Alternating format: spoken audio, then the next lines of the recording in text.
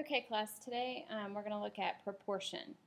A proportion is an equation that states that two ratios are equal. For instance, if you have A over B equals C over D, you can read that A is to B as C is to D. All right, in this proportion, the extremes of the proportions are the A and the D. This one here and this one here. Those are the extremes of the proportion. The means of the proportion are B and C. Okay, those are the means. Or if you look at how you read it, A is to B as C is to D. The ends are the extreme. These are the means of the proportion. Cross products are where we go across A times D and B times C. Okay, AD is a cross product, BC is a cross product. This should be some review for you guys. Okay, if you look the cross product, we can rewrite this to be an equivalent statement. The A times D, if you go cross, and B times C, if you set those equal, this is an equivalent statement to that. These are both the same thing, saying the same thing. So we can use cross products to solve our proportions. Example A, we have 6 times x to get 6x equals, and then the other cross product is 8 times 5. So we get 6x equals 8 times 5, which is 40. Divide both sides by 6. So x equals 20 over 3, because we can reduce this to be 20 over 3. We divide both sides, top and bottom, by 2. All right, looking at letter B, we have 18 times 15 and 50 times m. So we get 50m equals 18 times 15. Using our calculators, we get 18 times 15. That gives us 270. So we get 50m equals 270. Divide both sides by 50. And you get m equals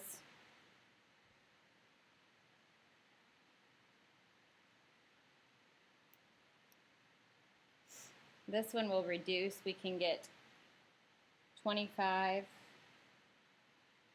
or 27 over 5. If we cross out those zeros, that'll reduce to 27 over 5. All right, for letter C, we do 12x equals, and then 4 times 25 is 100. And then we divide both sides by 12. We get x equals, let's see, this will reduce, divide by 4, so we get 25 over 3.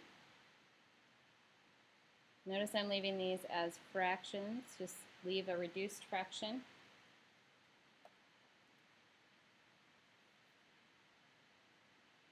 All right, so that's how we do using cross products. On the other page, all right, I'm going to look at letter A here. We have x plus 2 over 14 equals x divided by 10. So we use the same concept where we do our cross products. This one you have to be a little careful. Let's go ahead and set up our 14x. We know that that equals 10 times, okay, now when you have a sum like this, like we have a sum here, we have to put that in parentheses.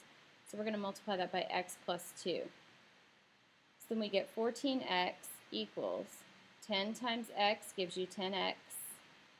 Oh yeah, so distributive property. And then 10 times 2 gives you plus 20. So it's important that you get this in parentheses because we're multiplying the 10 by both the x and the 2. So be sure you get that in parentheses. Now we have an equation where we have variables on each side. So we need to decide which is our variable side and which is our number side. It's already kind of decided for us because 14x is already by itself. It's a term with a variable.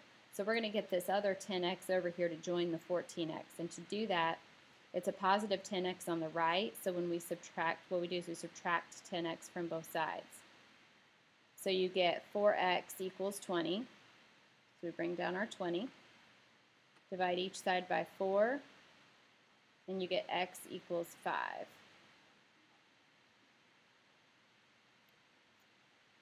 All right, so that's A.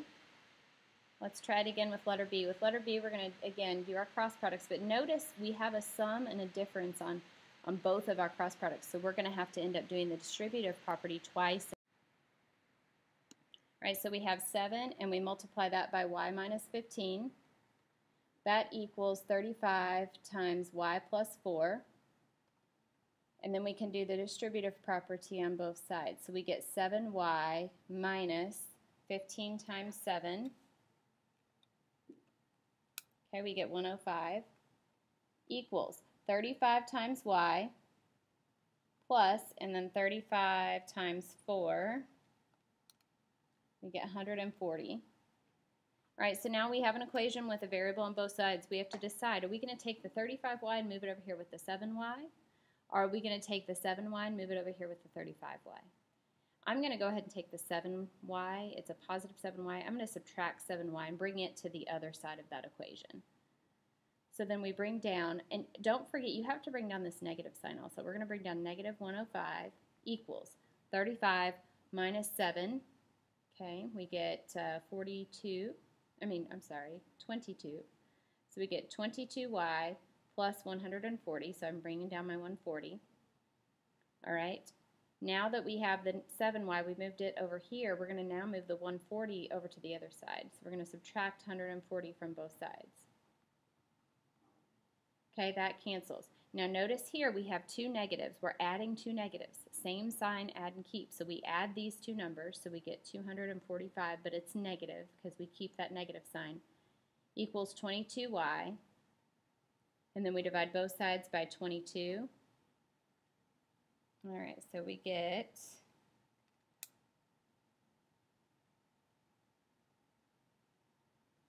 if you get the decimal, it's negative 11.14 approximately. The fraction, though, I'm going to, on your calculators, you can actually see if I can show you what I'm doing here. To get the fraction, I don't know if you'll be able to see what I'm doing, but I'm going to use the fraction button. I'm going to have negative 245. This may be really hard to see. I might have to show you in class, but there's an ABC button on here. This one right here. If you push that button right there, and then it's 245 over 22, and hit enter, okay, it's going to give you that fraction. It's negative 11 and 3 over 20, negative 11 and 3/22. So negative 11 and 3 over 22 is the answer. That's what y equals. All right. I'm going to let you guys solve C, and I'll give you the answer when you come to class tomorrow. We'll see if you got it right. Thanks for listening.